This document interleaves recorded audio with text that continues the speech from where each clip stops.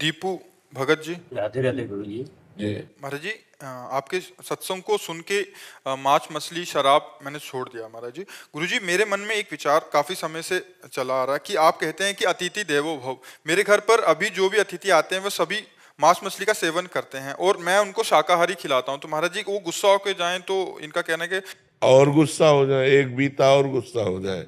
हाँ, नहीं, हमको हम जो पाते हैं वही पवाएंगे। अगर तुम जो पाते हो हम नहीं पवा पाएंगे। इन सबको छोड़ दिए मेरा आप एक ही लक्ष्य है, राधा रानी को प्राप्त करना। बिल्कुल, हाँ बिल्कुल। गंदा आहार किसी को नहीं पवाएंगे और रिश्तेदार बने रहे चाहे ना बने रहे, आप इसकी चिंता ना करो। कलिकाल है, अब प्रायः गंदगी ही बढ़ती चली जा रही है।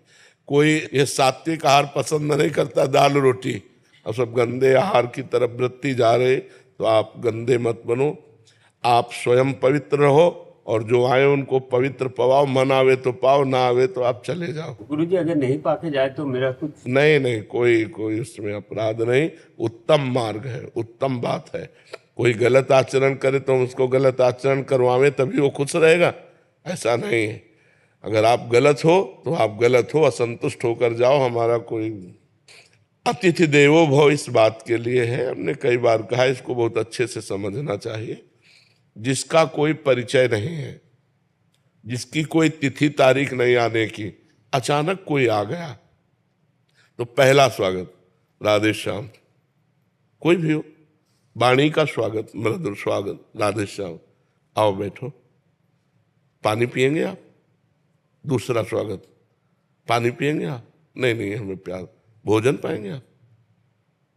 पवा दीजिए तो पवा दीजिए। तो हमारे यहाँ तो दाल रोटी है, आप पाएंगे? नहीं, ये तो मैं नहीं पाता, मैं तो मांस पाता हूँ। तो हमारे यहाँ सुविधा नहीं, खत्म।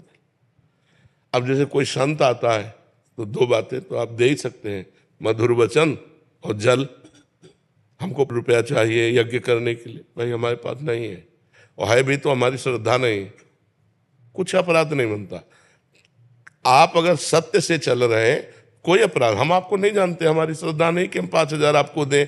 पता नहीं 5,000 का आप यज्ञ करोगे कि शराब पियोगे कि क्या करो।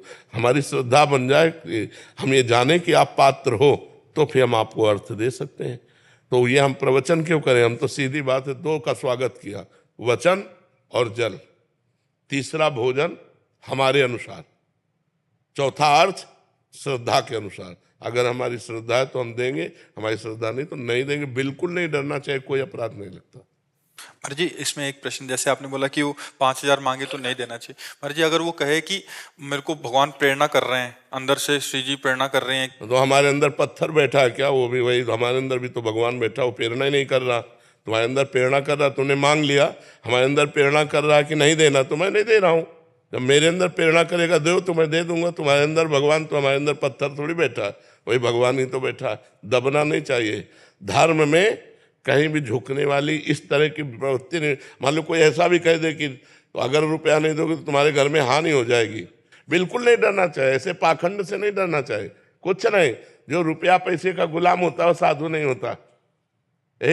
जो दूसरों से रुपया मांगे वो साधु नहीं होता। तब लग जोगी जगत गुरु, जब लग रहा है निराश, और जब आशा मन में भई जग गुरु जोगी दास। भगवान का दास बन करके साधु वेश रख कर रुपया मांगे घूमे, वो लक्ष्मी महारानी का दास हो सकता था, नारायण का दास नहीं हो सकता। तो हमको माया के दास से डरने की जरूरत नहीं है, हाँ भगवान के दास से डरने की जरूरत है। कोई भूखा आया है और कह रहा भोजन पवा दो, अब आपकी बड़ी तीव्रता से आपको कहीं जाना है, अब आपको समस्या है, आप पहले भोजन की व्यवस्था उसकी करो। धर्म कहता है वो दरवाजे पे भूखा आया, वो वापिस न जाने पावे। हमारे पास जो कुछ जल पात्र भोजन जो भी है आप पा लीजिए, फिर हम अन्य कार्य देखेंगे।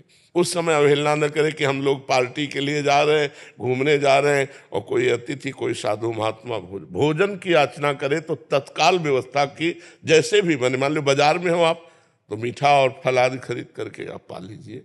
भले वो अपनी औषधि के लिए पैसा है तो हम बीमारी का कष्ट सह लेंगे, आप भोजन पा लीजिए।